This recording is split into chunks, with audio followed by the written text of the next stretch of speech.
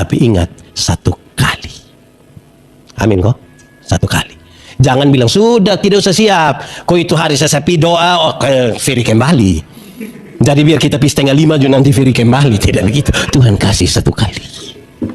Amin kok? Jadi kasihlah kita, kasih kesempatan untuk menikmati lagi. Karena itu tidak akan berulang. Satu kali. Tapi ingat, satu kali. Saya merenungkan begini, saya bilang begini. Jadi apakah pendeta Yandi itu tidak perlu siap payung kok di rumah? Kok dia berdoa hujan berhenti? Jadi jangan kasih kecil Tuhan punya mujizat, pekerjaan yang besar itu dalam kita punya kerangka berpikir yang sempit sekali. Selamat malam buat kita semua. Saya senang dan bersuka cita sekali karena saya diberi kesempatan oleh Pak Pendeta. Hari ini saya boleh melayani di sini. Terima kasih banyak Pak Pendeta. Untuk kita semua yang hadir, Pak Pendeta sampaikan kepada saya tanya Pak Pendeta mau tema apa? Beliau bilang yang soal-soal pelayanan, komitmen dan pentingnya pelayanan. Karena itu saya pilih satu bagian Alkitab untuk kita hari ini. Saya pilih dari surat pertama Korintus pasal 1 ayat 26 sampai ayat yang ke-29. Shalom. Saudara-saudara, kalau dalam ibadah-ibadah seperti ini saya lebih suka untuk membawa beberapa catatan kecil menyangkut dengan tema dan teks yang kita baca. Selanjutnya kepada saudara-saudara saya berikan kesempatan, ada yang mau bicara, itu baik sekali untuk bisa memberkati kita semua. Karena tema malam hari ini berkaitan dengan pentingnya pelayanan, pentingnya panggilan itu saudara-saudara. Maka saya mulai dengan mengatakan begini saudara-saudara. Ini pertanyaan ringan saja dan semua orang bicara soal pertanyaan ini di mana-mana dan jawabannya ada. Tapi saya ingin mengingatkan kita kembali. Yaitu begini saudara. Saudara ini sementara melayani Tuhan atau melayani pekerjaan Tuhan? Itu serius itu pertanyaan. Saudara dengar berulang-ulang itu pertanyaan. Tapi saya ingin tanya hari ini kembali. Saudara melayani Tuhan atau hanya melayani pekerjaan Tuhan? Kenapa? Jawaban kita mempengaruhi perilaku kita dalam pelayanan.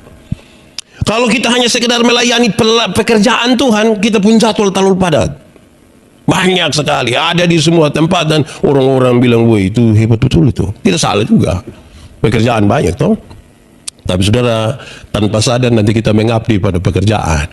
Tapi kalau hari ini jawaban saudara adalah kita melayani Tuhan, wah itu berarti sebuah keputusan yang tidak gampang. Kan dia butuh komitmen, perbaharuan tiap-tiap waktu. Karena kita bukan sekedar melayani sesuatu yang dibuat oleh manusia. Tapi ini Tuhan yang panggil saya dan saudara. Teks ini saudara-saudara, surat pertama Korintus, sebenarnya dimulai dari sebuah informasi yang mencemaskan. Kenapa? Paulus dapat informasi dari keluarga Chloe bahwa jemaat hampir pecah. Kenapa jemaat hampir pecah? Jemaat hampir pecah disebabkan karena jemaat mulai terkotak-kotak. Saya baru bilang begini, pendeta yang baik itu, gembala yang baik itu, hamba Tuhan yang baik itu harus seperti Paulus. Paulus itu karena seorang penginjil. Jadi satu kali dia menginjil 2.000, 3.000 orang bertobat sekaligus. Itu dulu baru pendeta yang baik. Tapi sebenarnya tidak. Pendeta yang hebat itu, yang bagus itu, yang luar biasa itu harus seperti Apolos. Karena Apolos itu seorang pengkhotbah yang luar biasa, seorang orator yang hebat. Dia berkhotbah 5-6 jam, mungkin orang tidak mengantuk juga. Orang bilang itu yang betul. Saudara lihat sekarang bahwa mulai ada perbedaan. Orang, kalau saya melayani dengan Pak Pendeta Yusuf di satu tempat, pasti saudara akan bilang, wah yang bagus itu Pak Yandi, yang bagus itu Pak Yusuf. Mulai ada kota-kota. Karena itu maka nasihat-nasihat ini menjadi penting. Nasihat-nasihat ini menjadi penting. Paulus bilang kamu ini seperti anak-anak kecil. Kalau hidup hanya sekedar membanding-banding itu, saudara tidak terpanggil untuk melayani Tuhan. Entah sudah dipanggil untuk apa. Tapi sekarang dia mulai mengajarkan banyak hal. Dan untuk malam hari ini berkaitan dengan panggilan ini, Paulus mengingatkan kita, ingatlah ketika kamu dipanggil dulu. Kamu bukan siapa-siapa. Kamu bukan siapa-siapa. Saya ingat betul pendeta Yandi ini kalau bukan jadi pendeta, pasti dia ojek di Soe. Naik sedikit mungkin supir travel begitu. Terus Tuhan kasih kesempatan pelayanan sedikit, orang mulai kenal di mana-mana. Wih, kita rasa kepung bajingan. Padahal waktu dipanggil itu kita bukan siapa-siapa itu. Ingatlah sesuatu. Tapi ini hal-hal yang coba dibuka oleh Rasul Paulus tentang rentang waktu, tentang sesuatu yang saudara kerjakan, tentang sesuatu yang ada pada dirimu. Malam hari ini supaya ibadah kita kemudian membawa pulang sesuatu buat kita dan saudara-saudara, saya berharap saudara tergoda untuk mengatakan sesuatu dari apa yang saudara pikirkan, dari apa yang Tuhan taruh. Maka saya ingin menggoda saudara dengan pertanyaan ini sebelum kita lebih serius masuk di sini. Masihkah saudara melayani Tuhan? Masihkah saudara ada di jalur panggilan Tuhan itu yang sesungguhnya? Itu harus menjadi pertanyaan tiap-tiap hari bagi tiap-tiap orang yang sementara melayani Tuhan dan tahu bahwa dia sementara ada dalam panggilan itu. Masihkah kita ada di situ? Tidak. Pertanyaan keduanya adalah bagaimana kita ukur bahwa kita masih ada di situ? Atau justru kita sudah ada di jalur luar, jalur yang bukan jalur panggilan itu. Jalur di mana sebenarnya itu bukan yang Tuhan mau, itu yang kita mau. Bagaimana alat ukurnya, saudara? Saya ingin kasih tahu kita satu dua hal di sini. Saudara renungkan baik-baik, sebentar kita bercerita bersama-sama. Hari ini kita ukur, kita diberi kesempatan oleh Tuhan lewat pemberitaan firman Tuhan ini untuk memberi jawab terhadap tema ini adalah yang pertama.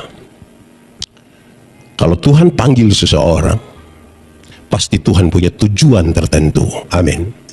Berarti ini orang yang dipanggil oleh Tuhan, dia dipanggil masuk ke dalam apa yang menjadi tujuan Tuhan, bukan tujuan dirinya. Tuhan panggil saya dan saudara untuk tujuan tertentu dari Tuhan. Berarti yang melayani Tuhan, yang merasa terpanggil itu, dia harus membawa ini pelayanan, ini semua dinamika pelayanan menuju kepada apa yang Tuhan mau, karena itu yang Tuhan punya tujuan, bukan dirinya. Kenapa hal ini saya taruh pada bagian pertama? Saudara, ketika pertama kali kita dipakai oleh Tuhan, pertama kali kita dipanggil oleh Tuhan, kita begitu habis-habisan memberi diri kita begitu ada di Tuhan pada jalur itu. Perjalanan waktu demi waktu, perkenalan kita dengan orang-orang, dengan segala macam, mungkin kemudian telah menggoda kita untuk menggeser itu tanpa sadar. Saudara-saudara, seberapa seriuskah hal itu? Saya coba renungkan berulang-ulang. Apa yang membuat sampai kadang-kadang anak-anak Tuhan, hamba-hamba Tuhan, kemudian menggeser tujuan Tuhan itu ke dalam tujuan dirinya? Saya temukan satu kata. Itu kata ialah pantas. Atau kalau tambah satu kata di depan adalah merasa pantas. Dalam gereja kami, kalau baru jadi pendeta itu bikin surat pernyataan. Bersedia ditempatkan di mana saja. Itu kita waktu pergi itu idealisme masih tinggi, semangat masih tinggi, semua masih tinggi, itu melayani ngeri. Sampai satu periode itu sudah boleh mutasi. Waktu mutasi ini mulai menarik. Kenapa? Ketika mau kasih pindah pendeta Yandi dari sini ke sini, saya mulai perlahan-lahan merasa diri pantas. Kalau ke tempat yang fasilitas lebih bagus, orang lebih bagus, kan saya bilang, saya pas di situ. Tapi coba kalau kasih pindah Pimnelap itu, saudara tahu itu tempat, toh? Itu tempat yang memang kalau musim hujan itu anjing sata tanam di sana. Sekarang pertanyaannya adalah, apakah engkau mau pergi ke sana? Apalagi kalau beberapa orang bilang begini, woi macam ke Pak Pendeta begini tidak bisa di situ. Pak Pendeta ini cocok di sini. Saudara lihat mulai merasa pantas itu. Ketika kita mulai merasa pantas, itu berarti apa yang menjadi tujuan Tuhan itu perlahan-lahan kita mulai geser. Mulai masuk pada tujuan-tujuan kita. Padahal kalau Tuhan panggil seseorang, itu berpusat pada tujuannya Tuhan, bukan tujuannya kita. Saudara diberi kesempatan merenungkan, pada pusat mana sekarang saudara? Berpusat pada dirimu sendiri atau berpusat pada tujuan Tuhan? Itu perenungan pertama. Renungkan baik-baik saudara, karena ini hal serius. Karena ini orang sulit dibedakan saudara. Mana orang yang berpusat pada tujuan Tuhan dan mana yang berpusat pada tujuan diri sendiri, sulit dibedakan. Karena semua juga sebut nama Tuhan. Semua juga baca Alkitab, semua juga kutip Alkitab, semua juga omong tentang Alkitab. Khotbah juga ya itu saja. Betapa sulitnya untuk kita membedakan ini betul tujuan Tuhan atau tujuan dirinya sendiri. Tapi saya hanya mau ingatkan, ketika kita sadar secara personal bahwa ini ternyata mulai mengerucut pada tujuan kita dan bukan tujuan kita, saya bilang pada saudara-saudara tidak sementara ada pada komitmen pelayanan. Kita sementara bergeser. Itu satu. Kedua, saudara-saudara, kita bukan saja dipanggil masuk ke dalam tujuan Tuhan, tapi ukurannya adalah kalau kita dipanggil masuk kepada tujuan Tuhan, apakah Tuhan membiarkan kita begitu saja? Tidak. Setiap orang yang Tuhan panggil untuk masuk kepada tujuannya dilengkapi dengan karunia-karunia. Tuhan cipta kita ini kan tidak sama kayak satu ruangan kosong, hall, tidak ada isi apa, tidak. Tuhan lengkapi kita dengan karunia-karunia.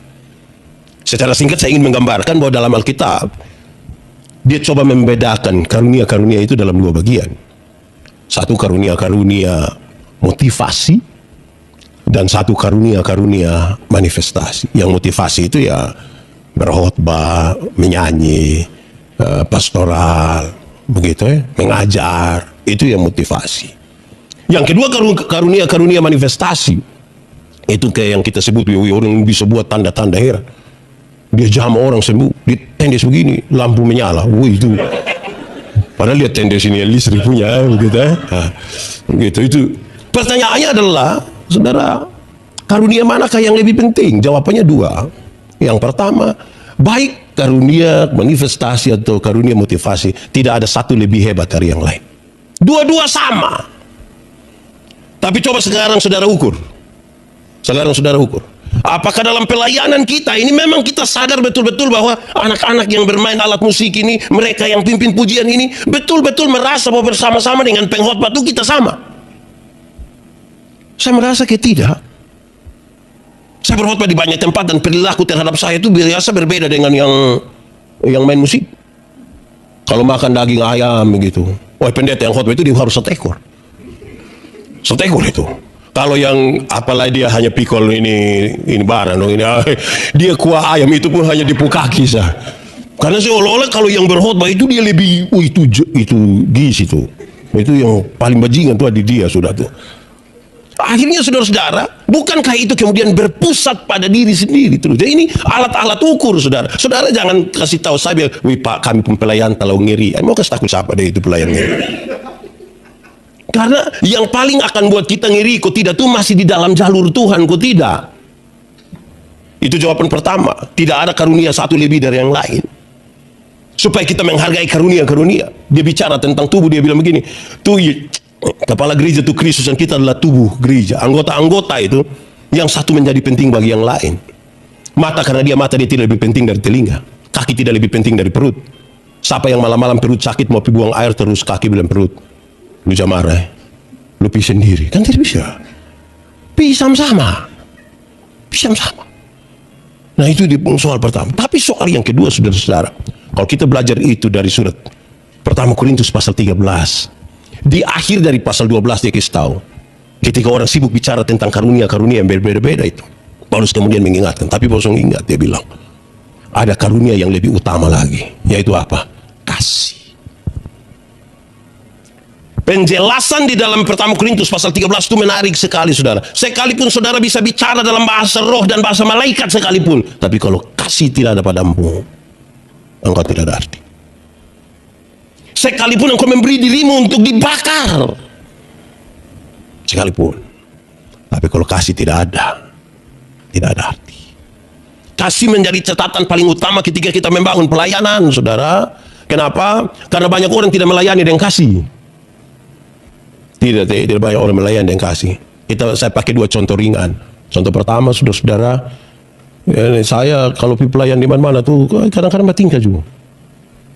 Pokoknya sampai sana saya mau minum air yang disiapkan oleh orang di situ. Kita jaga suara ini harus minum yang kita bawa sendiri.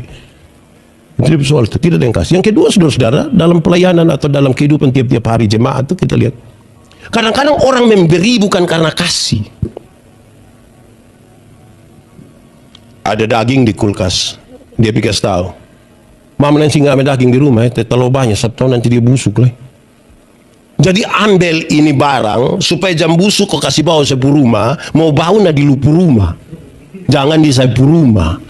Ini kan memberi juga, tapi tidak dengan motivasi kasih. Saudara lihat, ini kalau kita mau belajar bertumbuh nah di sini, jangan dari dulu yang begitu, lebih kritis sedikit ke dalam.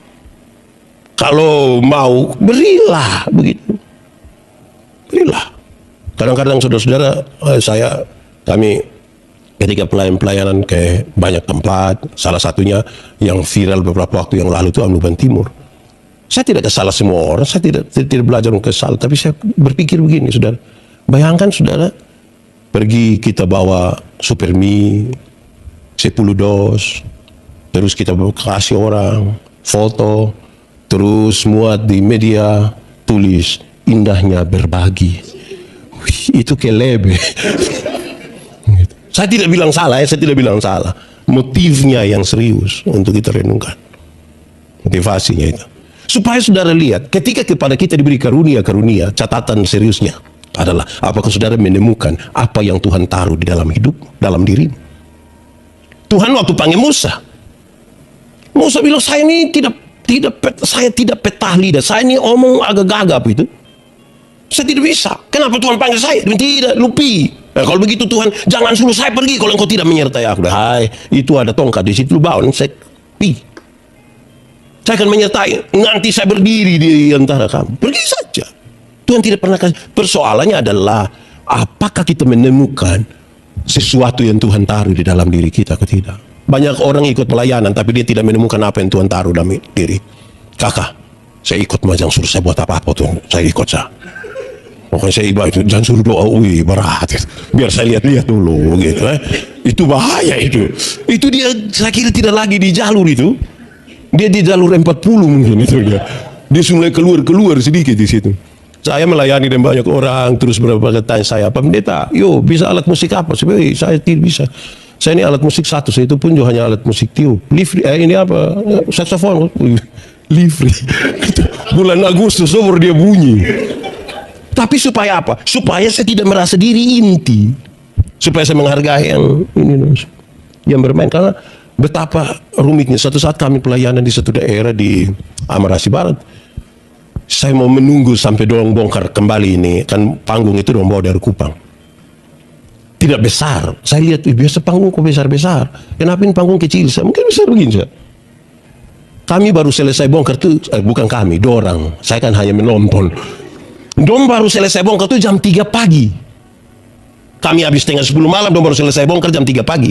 Saya bayangkan waktu dorang bawa, waktu dorang pasang, waktu dorang melakukan semua di sini. Saya ini kan, dom taruh itu foto-foto saya. Bersama Pendeta Yandi, baru saya lagi tunjuk-tunjuk. Wih, dan lihat betapa, kalau dom tidak ada. Nah itu kan kalau kasih kita, ada karunia. Ketiga, saudara-saudara, mari kita renungkan. Kita masih di panggilan itu kok tidak? Sebab apa? Orang-orang yang dipanggil dalam panggilan Tuhan, dia lebih akan fokus pada hal-hal yang punya makna. Yang berfokus pada hal-hal yang bermakna pada tujuan Tuhan. Apa itu tujuan Tuhan, saudara? Supaya kita pahami, kita sepakat dengan ini. Tujuan Tuhan itu tidak tujuan untuk satu orang, kan tujuan untuk banyak orang. Kalau kita belajar dari kisah Alkitab, dia kasih tahu, waktu manusia jatuh dalam dosa, Tuhan tidak mau untuk membiarkan manusia susah. Dia harus menyelamatkan manusia. Dia beri inisiatif. Dalam inisiatif itu, dia panggil satu orang yang bernama Abraham. Dari satu orang itu menjadi satu bangsa, namanya Israel. Dari satu Israel itu menjadi semua umat manusia, termasuk saya dan saudara. Berarti tujuannya itu tujuan untuk kepentingan banyak orang ini.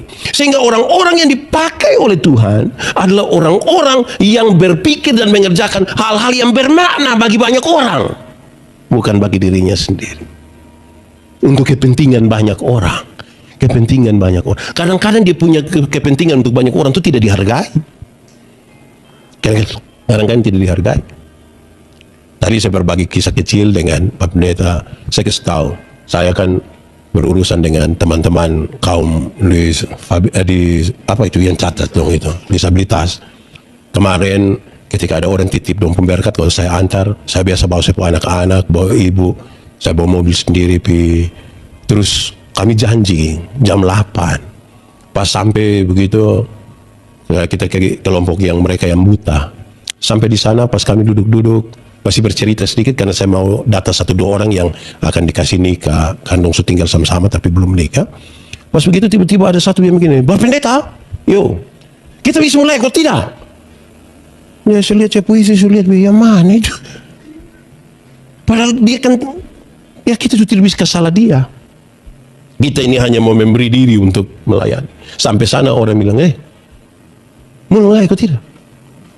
Itu kadang-kadang kayak tacike. Nah sekarang kan kita dipanggil untuk kepentingan sesuatu yang bermakna. Satu saat ketika saya mendampingi seorang pelacur, menarik gitu. Dia sudah hamil. Bukan saya yang kasih hamil, orang lain yang kasih hamil. Terus Karena itu dia sudah hamil, dia tidak bisa, tidak bisa kasih dia pun diri untuk dipakai, tidak dapat uang. Mau tidak mau saya yang kasih makan. Suatu saat dia singgah, dia datang minta makan. Saya kan tidak ada apa-apa, uang tinggal 15.000. Saya angkatin 15.000 di muka ibu ini, saya punya istri. Waktu itu kami 2 masih pacaran. Saya ambil ini, saya kasih dia 15.000. Setelah dia dapat 15.000, dia buka 15.000, dia langsung kucak-kucak kinuan, dia lempar di saya muka. Wah, itu kemarang. Kita juga tidak ada hubungan ini. Saya juga tidak pernah pakai di pujasa juga.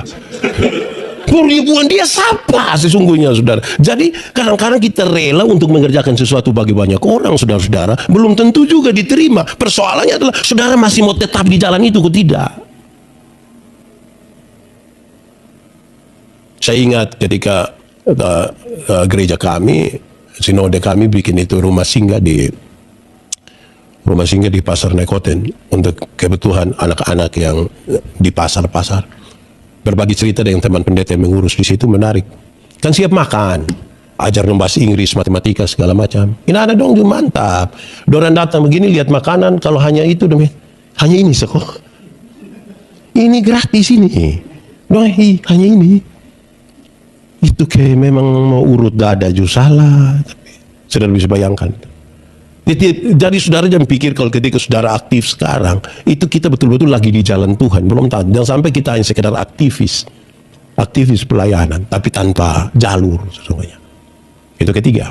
Keempat, saudara-saudara, orang-orang yang Tuhan panggil dalam pelayanan itu, yang akan merenungkan lagi dia masih di jalan Tuhan atau tidak, itu dia digiring, diarahkan oleh Tuhan untuk mengambil keputusan. Dia diarahkan oleh Tuhan untuk mengambil keputusan. Keputusan itu sebegitu penting sekali dalam hidupnya. Keputusan itu terlalu penting.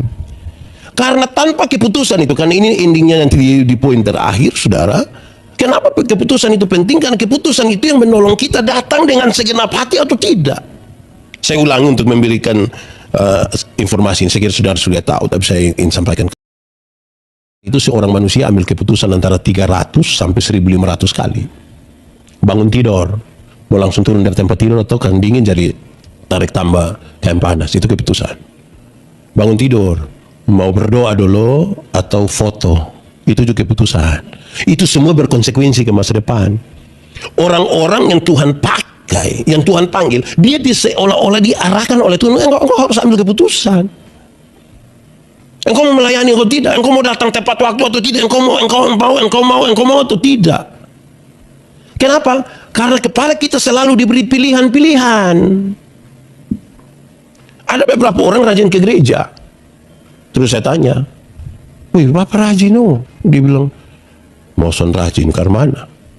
Mau itu boto-boto dari pagi, daripada potong bakal lele, datang. Jadi ada rajin gereja tuh. Tapi dia datang bukan karena memang sebuah panggilan untuk datang. Oh, daripada baklai deh ibu baklai sudah lebepi.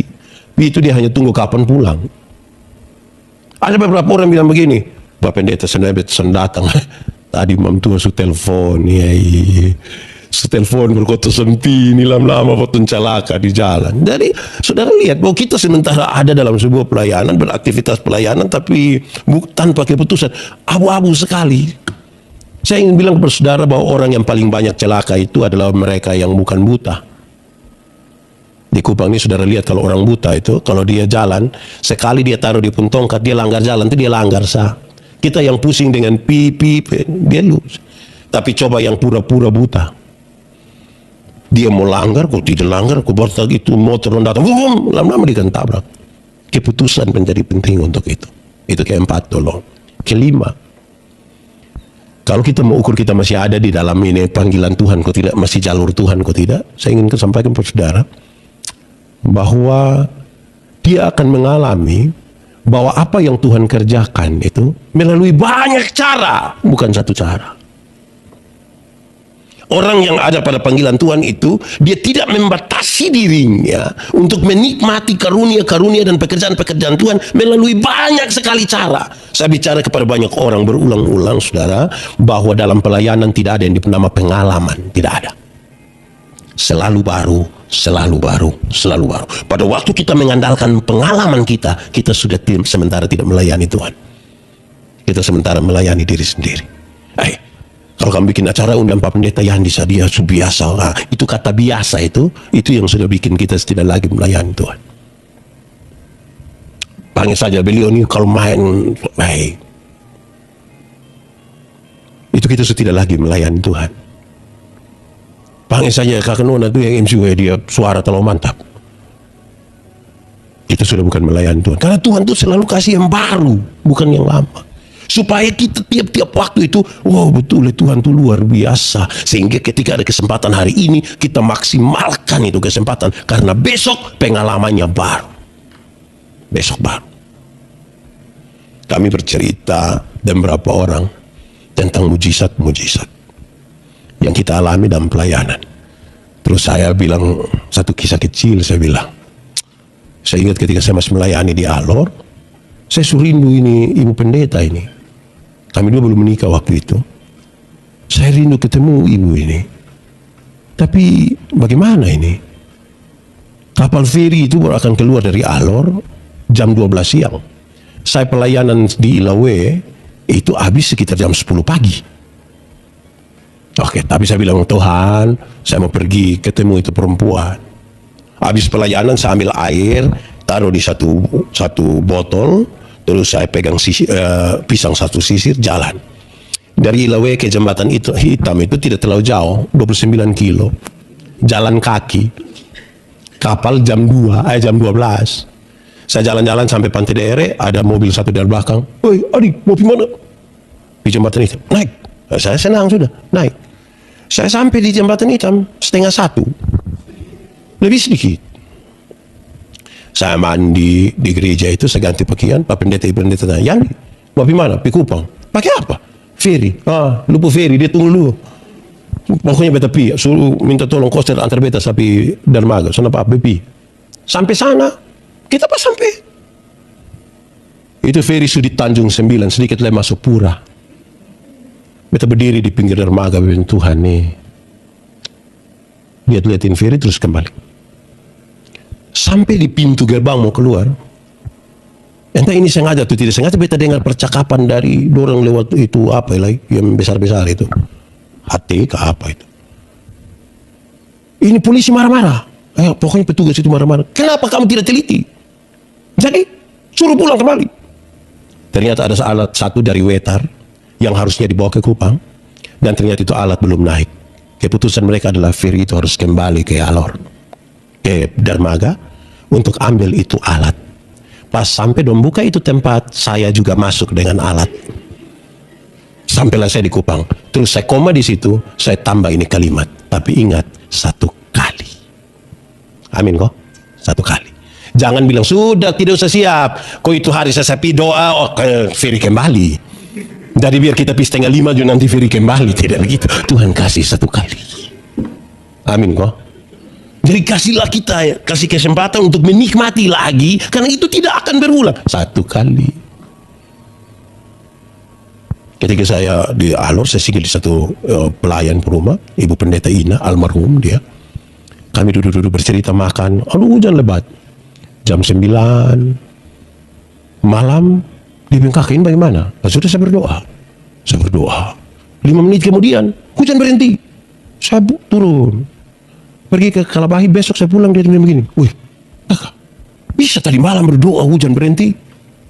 Bisa. Saya bilang, iya. Kenapa? Karena hujan tidak berhenti, berarti tadi malam kita dua tidur sama-sama. Karena tanpa tidur satu sah. Saya mau tidur di mana? Lu di mana coba? Kita sama-sama di situ toh. Ya. Jadi Tuhan juga tidak mau begitu. Dia dengar dia hamba untuk berdoa, Tuhan ini berat, roh penurut, tapi daging lemah. Terus saya koma di situ, saya tambahkan, tapi ingat 1 kali. Bukan besok hujan pina dulu cepat-cepat nanti doa. Itu hujan tidak berhenti lagi. Hujan-hujan terus. Atau jangan sampai ketika saudara dengar bahwa saya berdoa ketika saya melayani satu waktu di daerah sekitar Sumba, itu pas ada sejumlah orang Marapu masih ada di situ. Kami mau pergi ke pemakaman kepala desa Mereda Kalada. Hujan besar. Kepala desa di situ bilang saya, berdoa kok hujan berhenti kok kita jalan. Sebenarnya ngiri. Puji Tuhan lah, berdoa, hujan berhenti, kami bisa jalan. Terus saya merenungkan begini, saya bilang begini. Jadi apakah pendeta Yandi itu tidak perlu siap payung kok di rumah? Kok dia berdoa hujan berhenti? Jadi jangan kasih kecil Tuhan punya mujizat, pekerjaan yang besar itu dalam kita kerangka berpikir yang sempit sekali. Nah, terakhir, saya omong yang terakhir sebentar, saya kasih saudara kesempatan. Tidak apa-apa tuh Pak Pendeta, kita bicara supaya lebih dalam sedikit kita memahami sesuatu. Yang terakhir, saudara-saudara, ini tadi saya bilang ini endingnya di sini. Orang yang ada pada panggilan Tuhan itu, supaya dia sadar bahwa kenapa pelayanan ini sangat penting, saudara, itu dia akan sampai pada apa yang saya sebut dengan nama dia mengalami sebuah pertumbuhan spiritualitas. Dia punya ini spiritualitas dan iman itu bertumbuh. Itu jalurnya di situ. Kenapa saudara? Banyak orang melayani Tuhan bertahun-tahun tanpa spiritualitas yang bertumbuh. Tanpa spiritualitas yang bertumbuh. Apa itu bertumbuh? Saya menjelaskan di banyak sekali tempat saudara. Pertumbuhan itu begini. Anak umur 3 tahun tidak bisa pikul ini mimbar berat kira-kira 10 kilo. Tidak bisa. Karena dia umur 3 tahun. 17 tahun kemudian, ini anak umur 20 tahun. Dia sudah bisa pikul mimbar yang 10 kilo atau tidak? Bisa. Yang berubah anak atau mimbar? Anak. Itu pertumbuhan. Bukan beban yang menjadi ringan. Tapi dia meminta bahu yang semakin kuat. Karena dia percaya kalau Tuhan izinkan ada beban dan persoalan, Tuhan tahu dia punya kekuatan sampai seberapa kuat. Itu pertumbuhan. Saudara berhenti menangis, merengek-rengek, meminta Tuhan kalau bisa ringankan ini beban. Itu anak-anak belum bertumbuh. Kita yang berubah, bukan orang lain yang berubah. Banyak hamba-hamba Tuhan seperti saya, terlalu sibuk suruh orang lain berubah, sampai lupa merubah diri sendiri. Padahal perjuangan paling besar itu sini. Saya bercerita dengan banyak orang, saya kasih tahu orang. Setan tuh takut sama tong, Jo.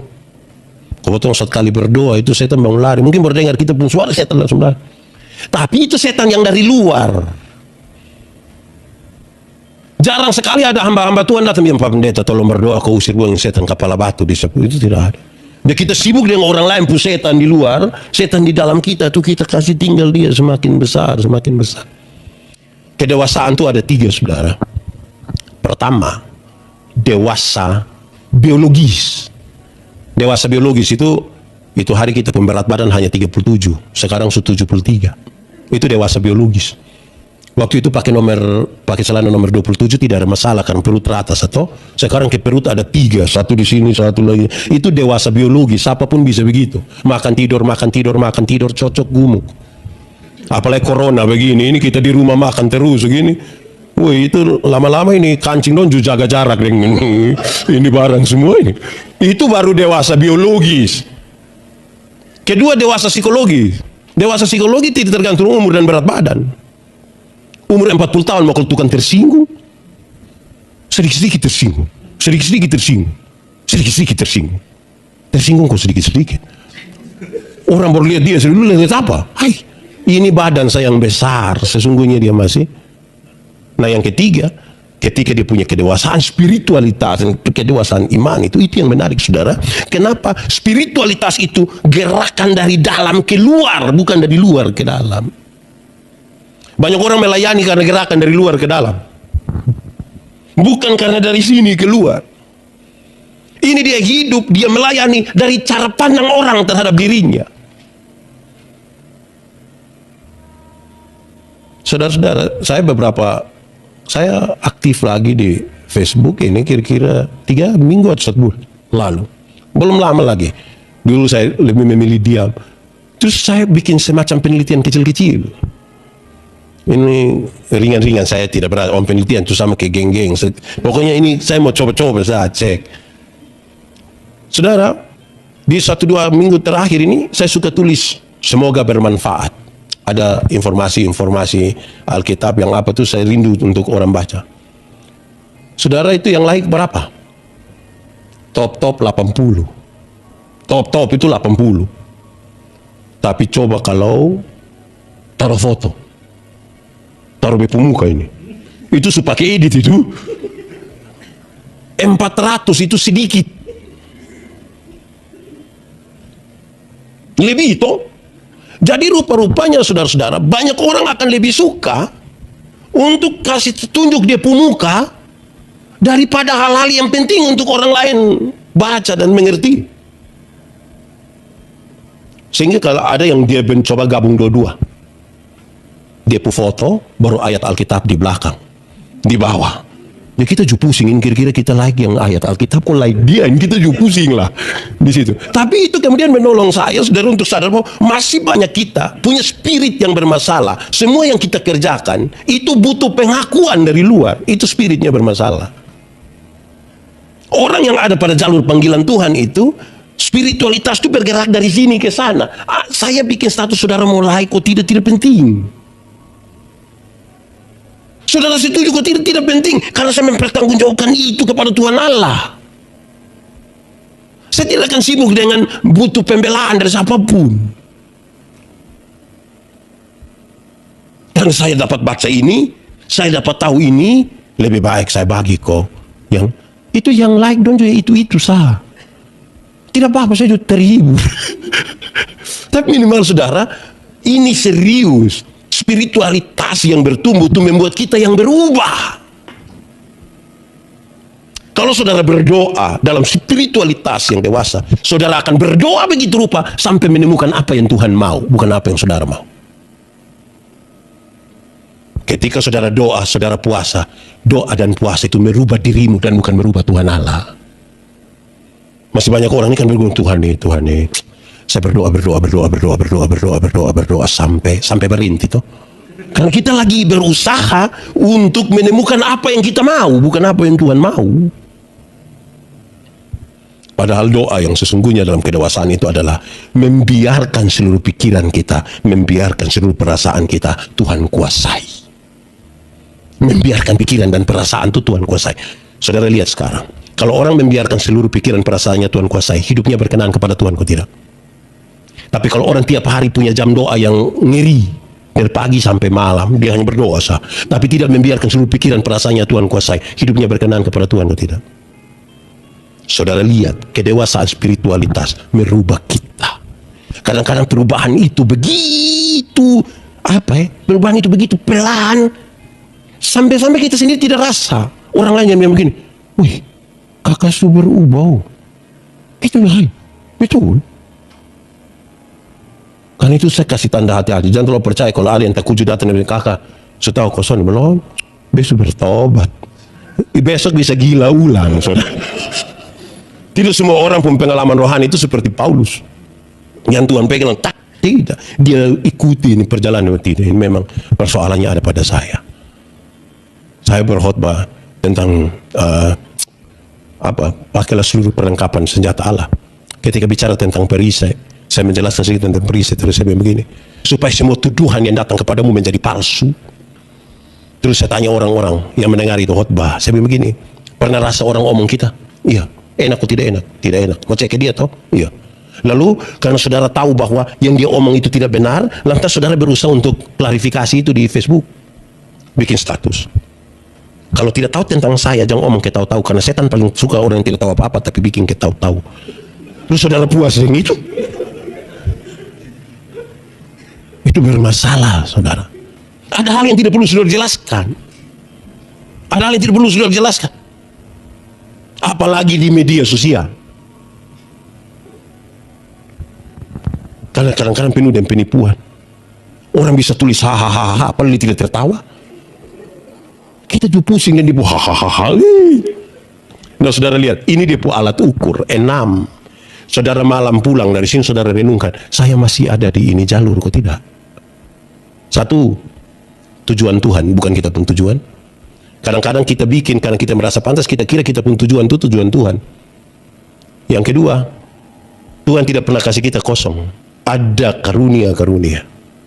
Ada pakai kok tidak itu karunia yang Tuhan kasih. Di gereja kami itu banyak yang tahu menyanyi. Non tidak menyanyi kalau pas waktu itu. Bukan semua ya, ada satu. Non tunggu kok pas yang orang banyak-banyak itu. 24 Desember, 31 Desember. Itu Solo Judia, 2 Judia, paduan suara Judia, semua dia habis itu. Ini talenta tak salah itu. Ketiga, Tuhan itu, kalau kita masih di jalur panggilan Tuhan itu, kita melakukan segala sesuatu bermakna. Bermakna untuk kepentingan yang banyak orang itu. Keempat, dia panggil kita untuk dengan banyak cara. Banyak sekali cara. Untuk kita menikmati dia punya ini dia punya mujizat-mujizat dan karunia-karunia. Nah, ini yang kelima, yang keempat itu dia mengarahkan kita untuk ambil keputusan. Kalau saudara tidak akan bisa buru 2 rusa sekaligus untuk dapat di satu waktu yang sama. Tidak bisa, itu nasihat orang tua dulu. Alkitab bilang begini, orang yang mendua hati tidak akan pernah tenang dalam hidupnya. Harus ambil keputusan. Akan ada dong seumur 28 tahun, baru menikah ada 2 laki-laki sekaligus mau, yang harus dilakukan adalah ambil keputusan. Buat tiap malam hanya bilang, ini kok, ini. Lama-lama tidak kawin itu. Keputusan menjadi penting. Tanpa keputusan tuh kita, rumit. Baru yang terakhir, dewasa nih, man. Oh, kita rasa beta hidup yang lama nih.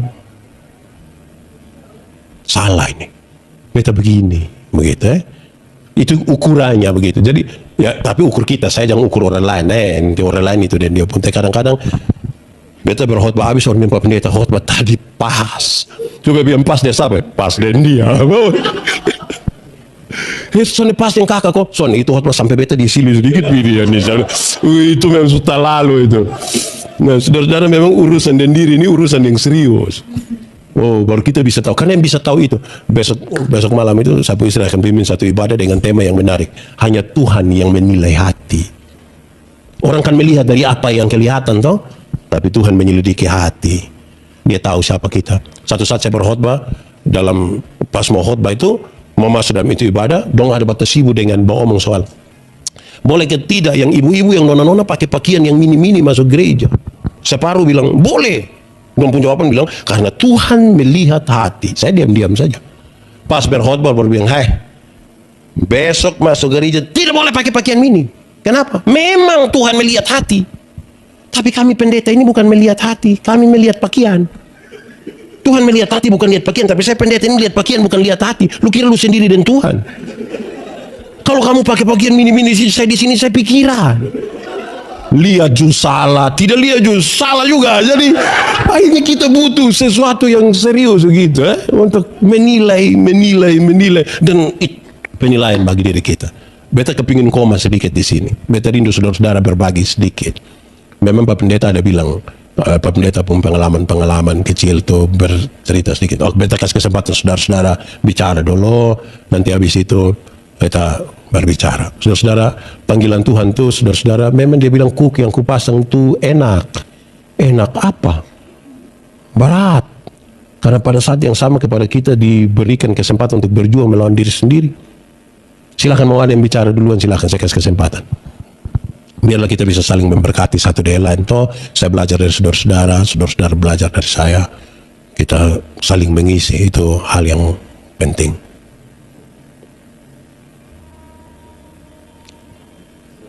Silakan, ada yang mau bicara sedikit. Biar ini, hampir saya bilang yang di rumah mau bicara boleh. Tapi ini, dong lihat saya tidak lihat dorang ini. Bagaimana dong bicara, kok saya tahu. Ada yang mau bicara, silakan, saya kasih kesempatan. Biar bisa memberkati kita semua toh. Kalau dia mau bertanya pun boleh, tapi jangan yang susah-susah. Saya mungkin tidak tahu. Yang ringan-ringan, tapi bisa menjadi berkat. Pentingnya pelayanan. Tapi saya tadi betul-betul sengaja untuk mengarahkan kita untuk melihat pelayanan itu apa. Terus kemudian kita ukur kita sendiri, kita masih di jalur pelayanan yang sesungguhnya atau tidak. Nah, kaitan dengan itu, kita melayani ini bukan karena, tadi saya suka lagu itu ketika kita masuk firman. Tuhan lebih dulu melayani kepadaku. Melayani. Jadi kita melakukan, hendaklah kamu berkasih kasihan karena aku lebih dahulu mengasihi kamu. Jadi ketika Tuhan suruh kita melakukan sesuatu, karena dia mendahului kita, bukan kita dahulu Tuhan. Kan kita terima sesuatu dan cuma-cuma, itulah yang membuat kita mau melayani. Saya suka pakai teori tentang keselamatan itu kira-kira begini. Teori tentang keselamatan itu kira-kira begini. Saya suka tanya orang yang begini, lo ini kita dua tidak kenal, lu ada ayam satu di rumah, beta pilih rumah, kira-kira lu kasih itu ayam kosong. Oke, baik. Lu mau oto? Iya, baik. Satu malam jam 12 malam, beta telepon, kakak, bis ketemu beta kok di depan rumah jabatan gubernur. Kira-kira kalau dia mau dapat oto, dia datang kosong. Dia datang. Setelah beta kasih itu oto, ada perubahan perilaku dari dia ke beta kosong. Beta telepon dia datang kosong. Kenapa? Karena dia lebih dahulu menerima sesuatu. Sehingga kita melihat pelayan-pelayan kita itu sebagai sebuah ungkapan syukur kita kepada Tuhan. Sebab kita semua ini berdosa. Kalau kita semua berdosa, kalau kita sepakat bahwa semua manusia berdosa, siapakah manusia yang bisa pergi paksa Tuhan untuk datang selamatkan kita? Bisa atau tidak? Jadi kalau kemudian kita selamat, semata-mata itu hanya karena kasih karunia dia mau turun kok, tolong amin kita. Yang bisa saya buat itu adalah, Tuhan saya bisa mengucap syukur dengan cara ini saja. Tidak bisa dibandingkan dengan pengorbanan Tuhan yang luar biasa. Saya kira saya cukup di situ. Silakan, ada yang mau bicara sedikit. Mau ngomong sedikit, sana apa kok. Pak Pendeta juga, silakan kakak. Siap. Saya ingin sedikit bertanya, mungkin bahasa saya kurang bagus karena saya bukan tipe orang yang berbicara. Siap. Mungkin dalam keseharian kita sering ada terlintas dalam pikiran bahwa kita melayani atau kita melakukan bagian Tuhan, nanti Tuhan akan melakukan bagiannya untuk kita. Salah satu contoh untuk saya sendiri gitu. Jadi oke lah kita boleh pelayanan, konsekuensinya pasti kita akan diberkati. Nah, yang saya mau tanya, apakah jika kita sudah ada dalam pelayanan, terus kita secara dunia kita sudah diberkati, itu menjadi satu tolak ukur atau ada tolak ukur lain lah bahwa kita sudah ada dalam track yang dimaksud itu? Terima kasih. Saya kira ini pernyataan sekaligus pertanyaan yang serius sekali buat kita. Dari ungkapan tadi, ungkapan itu bilang, kita lakukan kita pembagian, nanti Tuhan lakukan Tuhan pembagian. Itu pernyataan sesungguhnya. Saya mulai dengan, saya tidak langsung mengarah kepada apa yang menjadi fokus dari pernyataan itu. Dan saya ingin kasih tahu, hati-hati pakai itu kalimat. Karena yang dimaksud dengan saya melakukan saya pembagian, Tuhan melakukan Tuhan pembagian, itu berkaitan dengan ada hal yang bisa kita kerjakan dan ada hal yang tidak bisa kita kerjakan. Jadi kalau saya pergi mendoakan orang sakit, tugas saya adalah datang, siap saya berdoa. Dia sembuh kok tidak, itu bukan yang saya kerjakan, tapi Tuhan kerjakan. Nah, banyak orang memahami ini seolah-olah kepada pernyataan tadi, saya sibuk urus Tuhan begini, pasti Tuhan nanti. Ini berarti kita pelayanan untuk dapat berkat. Itu motivasinya adalah motivasi kita. Kita dipanggil pada tujuan kita, bukan pada tujuan Tuhan. Karena teorinya bilang, ketika kita melayani, karena kita sudah diberkati, baru kita melayani. Bukan kita di pelayanan supaya kita diberkati. Kita sudah diberkati, baru kita pergi pelayanan. Satu saat saya punya istri mau melahirkan. Saya masih melayani di pedalaman Amanuban Timur, di Keneno. Pas saya antar ibu ke puskesmas mana ini, Bakunase, jam 9, sebelum datang saya mau bawa perjamuan kudus di sana, kira-kira jam 11. Saya bilang, dokter, saya titip saya istri. Pak Pendeta, Pak mau di mana? Saya mau melaksanakan saya pun tugas. Pak, ini harus didampingi oleh istri, oleh suami. Saya bilang, apa? Banyak perempuan melahirkan tidak ada suami, itu bisa kok. Masa ini saya pergi dalam sebuah keyakinan persis seperti yang tadi kakak omong. Kalau saya sibuk urus Tuhan pengurusan, Tuhan nanti sibuk urus saya pengurusan. Itu kan saya pergi dan begitu. Itu tahun 2010. Tahun 2012 saya sadar bahwa itu pernyataan salah, keliru. Kenapa? Satu saat saya dalam sebuah pelayanan di Denpasar, ada seorang sahabat dari Jakarta bilang saya, Pak Pendeta, sibuk pelayanan? Iya. Berapa jadwal? Banyak. Oke. Saya mau kasih tahu Pak, Anda belum melayani Tuhan kalau keluarga Anda belum terlayani. Saya bilang apa? Lupa mau saya batal saya pun jadwal, lu kok duduk lihat ibu sah. Makan itu cinta. Terus dia bilang begini, kadang-kadang kita kira yang disebut jemaat itu yang ada di jauh sana.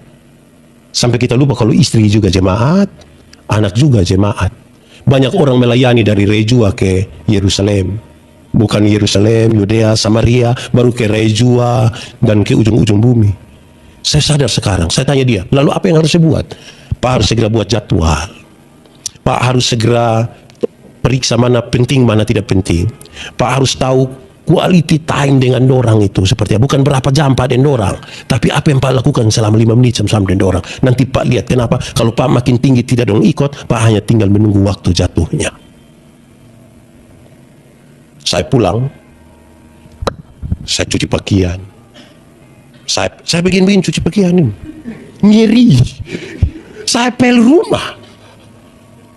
Kalau anak belum masih sekolah itu saya cas mandi dong, padahal saya punya jadwal ini nyeri. Nah, saudara-saudara, saya omong ini bukan untuk berpusat kepada saya ingin sampaikan supaya jangan ada orang yang berdalih begitu. Wih, saya sibuk begini, saya tidak mungkin akan urus saya puisi. Orang lain mau nikah susah setengah mati. Kita ini diberi kesempatan menikah. Lalu kenapa tidak urusin anak? Ada banyak orang meminta anak dari Tuhan belum dapat. Kita dikasih anak.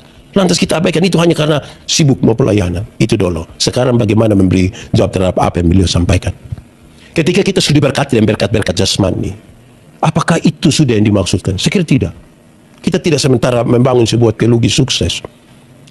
Yang saya maksudkan di sini adalah jangan sampai kita ukur Tuhan itu hanya lewat materi-materi.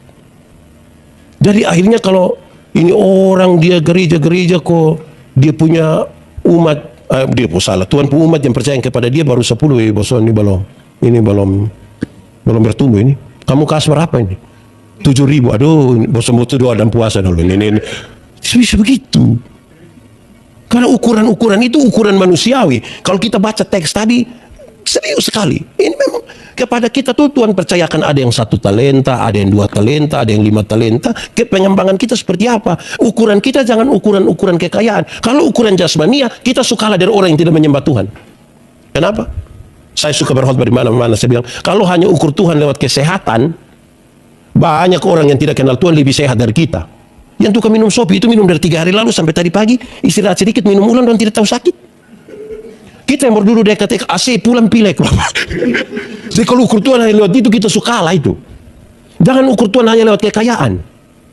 Ada banyak orang yang tidak kenal Tuhan malah lebih kaya dari kita. Lebih kaya dari kita. Itu koruptor, orang itu kaya-kaya semua itu. Dong rumah 2, 3, 4, 5. Sampai kadang-kadang tidak suka tinggal dong rumah, dong tinggal di penjara sana. Tapi dong kaya-kaya. Kita yang mengaku kenal Tuhan ini sedikit-sedikit garam habis, sedikit-sedikit pulsa habis. Mau beli sepatu, saya pakai tanya itu, mas, bisa bayar 6 kali. Jadi ukurannya tidak pada ukuran material. Tadi malam saya bawa satu materi tentang persembahan. Itu menarik sekali karena dapat sambutan dan pertanyaan yang sangat banyak. Apa itu persembahan? Saya pakai beberapa dimensi tentang persembahan. Karena selama ini orang berpikir persembahan itu hanya hal-hal yang bersifat sangat material. Padahal dia sampai lupa bahwa memberi diri juga itu persembahan. Pikiran, perasaan, dia punya kehadiran di situ persembahan. Terus karena saya kutip 2 Korintus 9, di situ dia sampaikan hal yang lebih lagi. Kamu harus lebih lagi, dia bilang. Yang lebih lagi itu adalah begini. Kepada kita itu kan ada standar-standar, tata begitu. Banyak orang menjadi 2 hal di situ. Pertama, kalau dia biasa kasih 5.000, itu seumur hidup itu dia persembahan 5.000. Seumur hidup itu. Entah gaji 13 datang kok tidak, entah ada corona kok tidak, pokoknya 5.000 itu 5.000. Makanya di depo otak itu hanya ada 5.000. Ketika dia pegang 50.000 dia akan bilang, sehingga di kios kalau kita tukar tahan uang karena kita mau kasih 5.000. Material itu. Jadi dia terfokus itu. Tapi yang kedua, dia arahkan kita, kamu harus lebih lagi, dia bilang. Itu kan nasihat Rasul Paulus untuk menggoda jemaat-jemaat di Korintus. Kamu jangan hanya pikirkan diri sendiri. Jemaat-jemaat di Yerusalem itu dong susah. Karena itu kamu punya kewajiban. Di sini kamu memberi, oke, tapi kamu harus membantu jemaat-jemaat di pusat di Yerusalem. Supaya dong tidak hanya berpikir bagi dirinya sendiri. Jadi kemudian menjurus kepada apa yang beliau sampaikan. Kalau begitu, berkat-berkat yang Tuhan kasih kita adalah alat untuk kita lebih lagi di dalam Tuhan. Bukan menjadi ukuran, dia menjadi alat. Kalau Tuhan percayakan kepada kita sesuatu, berkat itu apa? Saya suka pakai contoh ini. Berkat itu adalah kalau ada gelas, ada air, kita tuang ini air di gelas penuh, terus dia tumpah. itu berkat. Yang Tuhan kasih kita sudah bisa memberkati orang lain, itu berkat. Tapi kalau kau tidak pernah penuh-penuh, itu bukan berkat itu. Itu sekikir itu.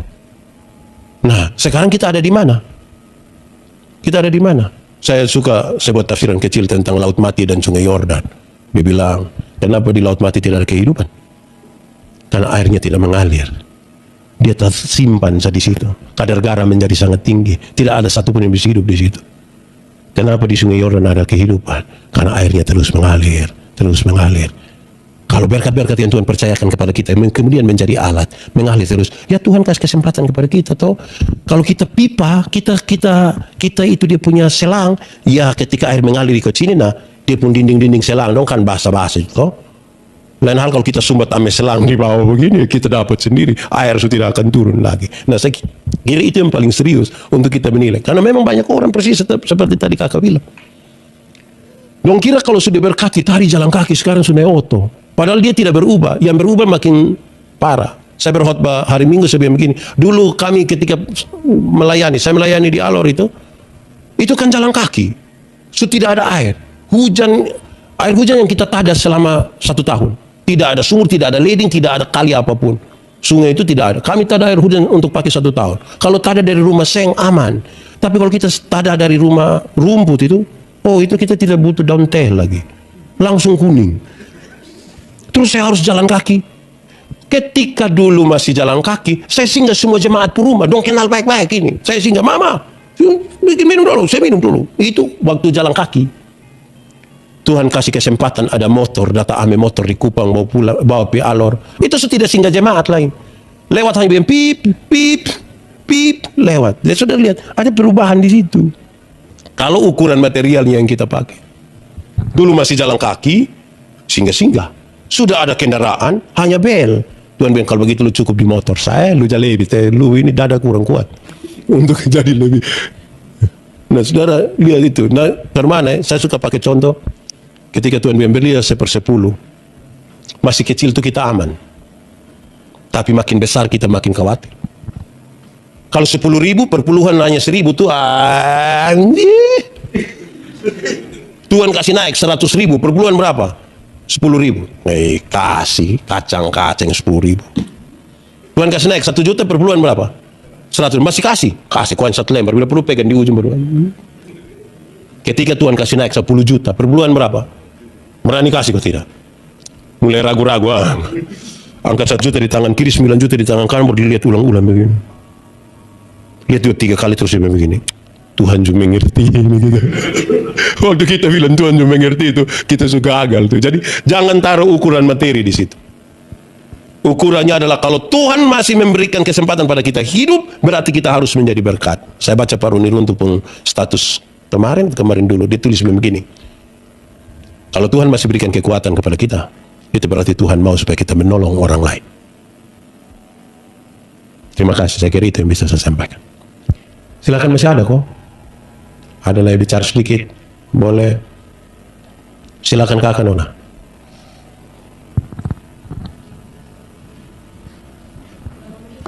Dari yang tentang pemberian, kalau kita lihat, saya sempat baca di Lukas 6 kalau tidak salah ayat 35-36 itu kan Tuhan Yesus sendiri bilang kalau mengasihi musuh atau memberi tanpa istilahnya mengungkit lagi, itu ada upah besar yang disediakan Tuhan. Terus di ayat 36 bilang bermurah hatilah seperti halnya Bapa bermurah hati. Jadi kalau misalnya kita memberi karena termotivasi oleh karena Bapak sudah menyediakan upah yang besar bagi kita, apakah itu salah? Ataukah kita termotivasi karena Bapak terlebih dahulu sudah bermurah hati? Itu sih, terima kasih. Oke, baik saudara-saudara, saya mau ajak kita untuk merenungkan bahwa begini, ada 2 hal saya ingin memberi tanggapan kecil terhadap apa yang disampaikan oleh Kakak Nona ini. Ini menarik ini. Pertama, saudara-saudara, Tuhan Yesus bilang begini, kalau engkau mau bawa sesuatu dan membawa persembahan itu di altar Tuhan, teringatlah engkau akan kesalahan saudaramu. Kasih tinggal buang itu persembahan, situ pi berdamai dulu dengan dia. Baru datang engkau memberi persembahan. Kalau tidak, ini menjadi tidak ada arti sekali. Bahkan dalam tanda petik, ini disebut munafik. Karena ada hubungan erat sekali antara sikap perilaku kita dalam relasi sosial dengan sikap iman kita kepada Tuhan Allah. Itu hubungannya dekat sekali. Yang Yakobus bilang, iman tanpa perbuatan pada hakikatnya mati. Itu dulu. Yang kedua, karena ini bahan saya baca kemarin, dia bilang gini, 2 Korintus 9 ayat 6, nanti baca terus sampai habis. Tapi saya coba baca ayat 6. Ayat 7. Ayat 7. Hendaklah masing-masing memberikan menurut kerelaan hatinya, jangan dengan sedih hati atau karena paksaan, sebab Allah mengasihi orang yang memberi dengan sukacita. Jadi motivasi utama dari pemberian itu harus ada di situ. Kalau kita sementara banyak-banyak uang baru kita kasih 1 juta, kan kita rasa tidak ada. Nah, tapi kalau kita seperti itu, janda miskin yang tidak punya apa-apa, ini harus dengan rela, tanpa kerelaan hati, ini semua menjadi bermasalah sekali. Jadi motivasi kita sekali lagi tidak boleh diarahkan pada berkat-berkat. Karena kadang-kadang kita mengejar kepada apa? Biarlah saya memberi, biar saya memberi supaya. Harusnya itu kata supaya kita ganti. Karena semiskin-miskinnya orang Yahudi, dorang harus cari satu orang yang lebih miskin lagi dari dorang untuk dong memberi sesuatu. Akhirnya kita tidak akan pernah menemukan orang miskin, karena semua orang berkewajiban moral untuk memberi. Beda dengan kita toh. Pas corona kau mau bagi itu bantuan langsung tunai, itu semua jadi miskin habis. Ini juga kita pusing juga ini. Jadi ini menjadi motivasi utama. Orang akan melihat sesuatu yang dari luar, tapi Tuhan menyelidiki hati. Dia tahu kita motif apa. Kalau kita kasih 50.000 supaya bilang orang yang memberi sedikit, ini kan sekali lagi kalau kita baca 6, camkanlah, yang memberi sedikit dapat sedikit, yang memberi banyak dapat banyak. Ini bukan hukum tabur tua berkaitan dengan kita kasih 50.000 kok dia bunga 500.000. Dia sementara menasihati jemaat untuk ingat, kalau kamu sudah dapat sesuatu itu, berbagilah. Kalau kita baca terus ayat 8, ayat 11 dan seterusnya, dikasih ingat, kepada kamu akan diberi berbagai-bagai kelimpahan kebajikan dan hati yang rela. Supaya jangan ukur kita pun kekayaan itu hanya kekayaan material. Kalau kita baca di situ, kalau saya baca, dan Allah sanggup melimpahkan segala kasih karunia, ayat 8 itu, kepada kamu supaya kamu senantiasa berkecukupan di dalam segala sesuatu, bukan hanya dalam uang, segala sesuatu. Ayat 12, ayat 11, kamu akan diperkaya dalam segala macam kemurahan hati. Nah, kita pun persoalan kan, kita ukuran semua pakai hitungan doi. Nah, akhirnya saya lihat beberapa orang nih ketika dia melayani, ada jemaat yang dia tahu ini donatur paling besar. Wih, itu dia sempurna salah. Togor dia juson, oh iya Bapak usul kita terima itu. Bapak usul kita terima. Kok dia yang geng? Nah, kadang-kadang kalau kita melayani orang tuh beda sekali. Kalau orang kaya tuh kita wih, kita terlalu mantap. Bapak kita doa kok Bapak? Iya. Doa kasih mama juga kok? Iya. Anak-anak juga kok? Iya. Usaha juga kok? Iya. Lama-lama Bapak itu tidak omong, kita yang omong kembali ke sebab tua. Tapi kalau kita melayani orang miskin melarat, tutup mata kita berdoa. Mati juga itu Tuhan berkenan. Jadi motivasinya menjadi penting. Terus jangan kasih kecil seolah-olah ukurannya material. Karena Tuhan janji memberikan berbagai-bagai kemurahan, kecukupan yang ukurannya bukan material. Ukurannya bukan material. Nah, masih banyak gereja-gereja pakai ukuran-ukuran material. Padahal setiap kali ini uang tambah banyak, dong tambah bakalai lagi. Dong pakai bacek. Nah, yang satu bilang, kenapa kau baca persembahan kamu son catat? Tolong pakai huruf besar semua. Itu dia pusoa. Gitu ya kakak. Hormat. Aman Suko? Ya, semoga ini bisa menolong kita saudara-saudara. Tapi yang paling inti dari semua itu adalah mari kita merenungkan lagi. Tiap-tiap hari saya pendeta, saudara-saudara yang melayani, mari kita renungkan lagi. Apa kita masih di jalur itu kok tidak? Karena tanpa sadar kita bisa saja bergeser. Kan biasanya kalau kita ukuran orang tidak di Tuhan itu kan adalah, kalau dulu dia sibuk pelayanan, sekarang dia berhenti kok mabok sah. Sehingga kita kerja hanya bakalai dia sah. Sementara kita yang motivasi mulai berubah nih, kita sudah tidak, kita lupa bahwa kita ini bermasalah ini. Seolah-olah yang bermasalah itu adalah dorang yang dulu rajin, kemudian sekarang tidak rajin. Padahal kita juga mungkin motivasi berubah. Yesus omong kepada Nikodemus, engkau harus dilahirkan kembali. Nikodemus jago. Kalau pakai ukuran-ukuran manusiawi dia terlalu jago. Kenapa? Dia pimpinan ini orang-orang ahli kitab dong ini. Dong melakukan 10 hukum Taurat. Melakukan semua. Tapi kepada orang yang melakukan semua ini yang Tuhan bilang, engkau harus dilahirkan kembali. Karena ada yang masalah, ada yang bermasalah pada cara berpikir dan motivasimu. Engkau harus dilahirkan kembali. Supaya engkau ada pada jalur yang Tuhan maksud. Tuhan memberkati kita. Mari kita tunduk kepala di hadapan Tuhan Allah.